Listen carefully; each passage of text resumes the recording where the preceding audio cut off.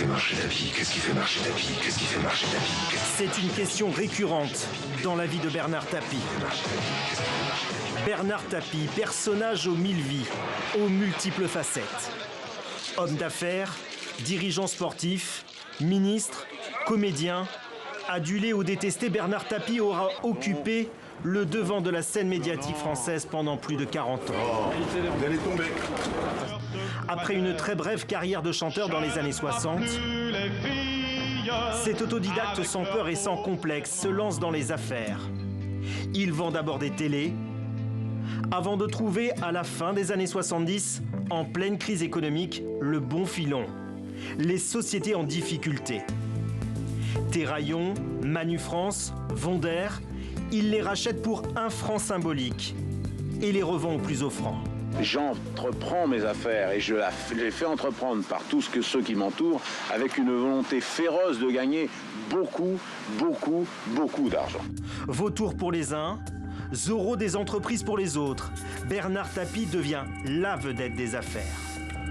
Le visage d'un capitalisme triomphant.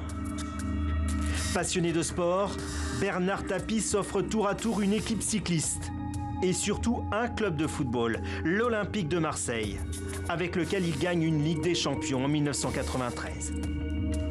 Tapie est au sommet de sa gloire, rien ne semble lui résister. Déjà député à Marseille, Bernard Tapie est nommé ministre de la ville par François Mitterrand. Il endosse un nouveau rôle à la télévision, ennemi public numéro 1 du Front National de Jean-Marie Le Pen. Si Le Pen est un salaud, ceux qui votent pour eux sont des salauds. En 1994, tout bascule. Bernard Tapie sombre dans de multiples démêlés judiciaires qui lui valent même un séjour en prison. Dépôt de bilan de ses sociétés, mise en liquidation personnelle, il se dit ruiné. Dans les années 2000, il se réinvente en comédien, au théâtre, au cinéma et à la télé. Pour 5 000 €, vous arriverez à satisfaire les besoins de ma fille. Puis patron de presse. Toujours invité dans les médias pour parler de ses succès, de ses échecs, de son conflit sans fin avec le Crédit Lyonnais. Jusqu'au dernier moment, Bernard Tapie n'aura eu de cesse de montrer une âme de combattant contre la maladie. Bernard Tapie s'en est allé à l'âge de 78 ans, non sans répondre à cette question. Mais qu'est-ce qui vous fait marcher?